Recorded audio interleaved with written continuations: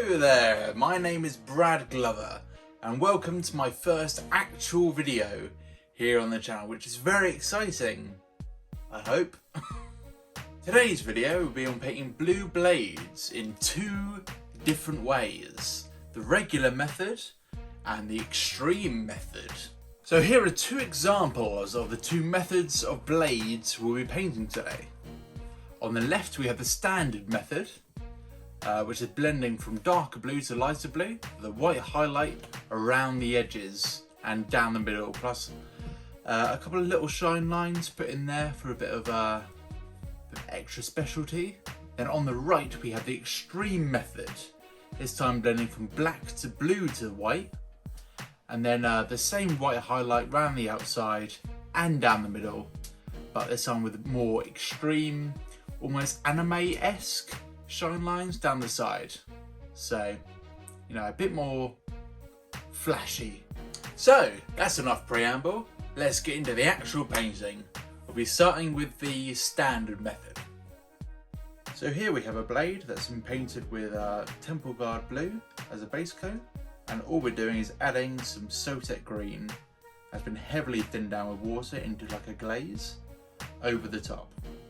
Nice and simple, make sure you've got plenty on there, but not too much. So now we're just going to take regular Sotek green, just without so much added water.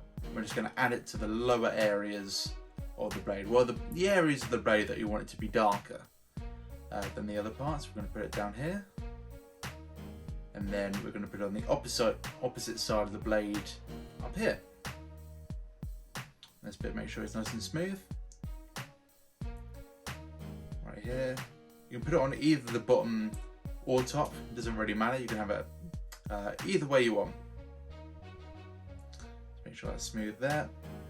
All good. So what we're going to do now is take the Sotek green and add a little bit of black to it and put it on the very lowest areas of the same areas of the blade.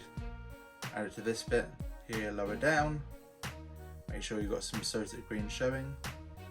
And then this part here, add a bit more there. Slowly getting that gradient. Now what we're going to do is add the Temple Guard blue to the areas we want to be lighter.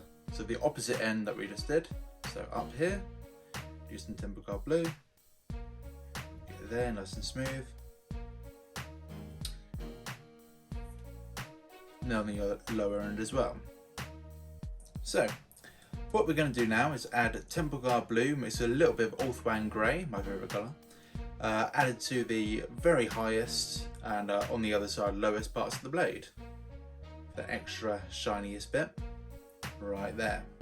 So for the next stage we're going to take each colour that we've used so far, water it down a bunch, and we're going to use that to blur the line between each stage on the sword.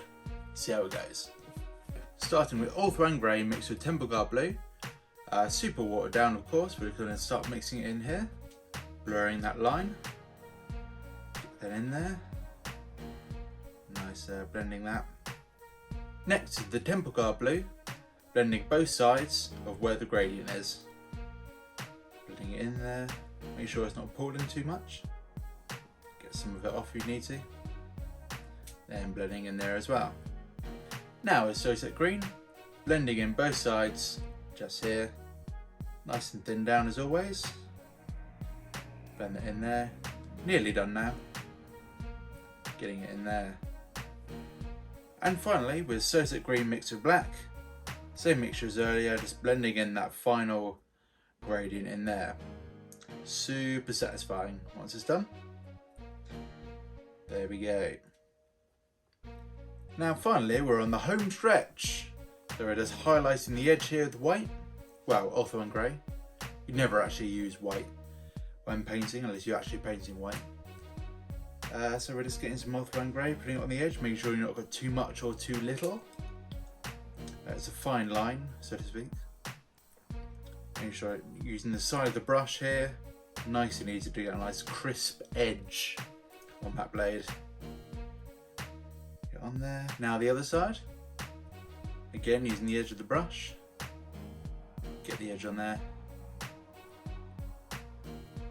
super satisfying. It's my favourite part actually. But now the hardest part, painting right the way down the middle.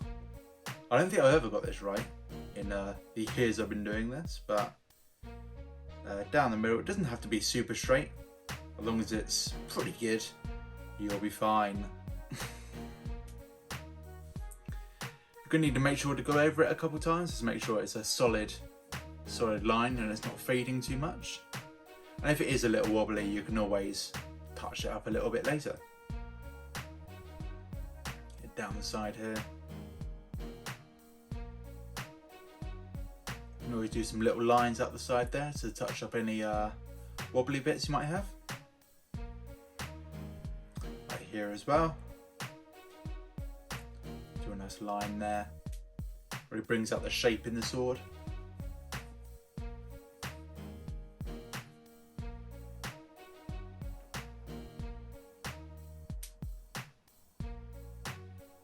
Let's go over that middle line again just here.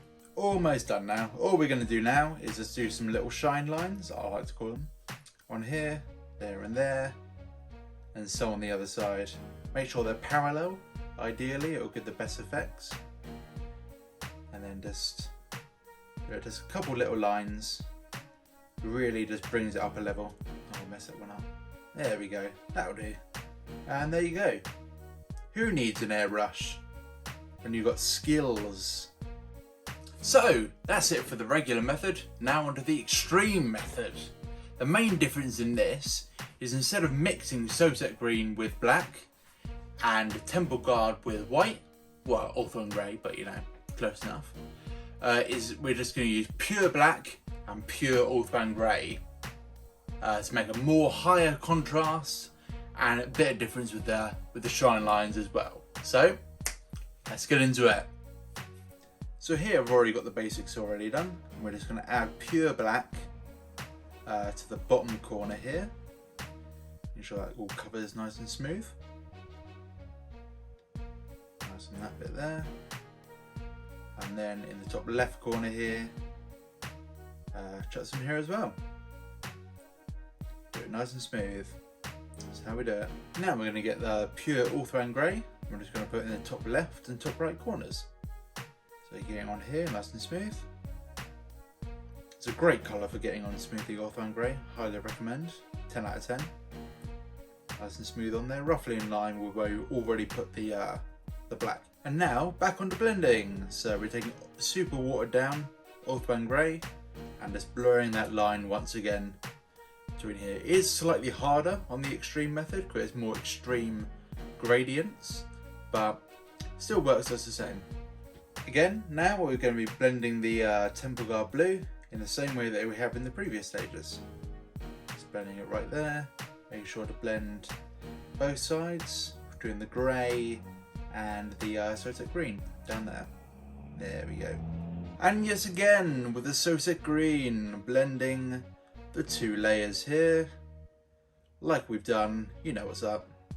Doing it between those two, standard stuff. Finally, we're on to blending the black. Blending here, nice and easy. Dark colours are easy to do. Blend it in there real good. If you go a little bit over, you can just sweep it like that, like a pro, dude. And yet again, we are on to the whites. Well, Hawthorn Grey, as you probably know by now, to be honest. Doing those edges. Make sure to go over them twice, you know, just make sure. And then going over here the other side as well. Look at that. How satisfying. But now the hardest part. Going over the middle. Let's do it. Let's go straight down the middle. Always helps to like lean on a desk. Use the desk to your advantage. To try not to shake. I mean, I shake still quite a lot. Regardless, but you know, I try my best. Do that line there. And now we're going to do some shine lines. Now we're going to do a lot more bold, sort of anime-esque ones here. We're going to go for a bold one, or a super thick one, and then a little thin one next to it. And then same again here. a more thick one and a thin one the other side.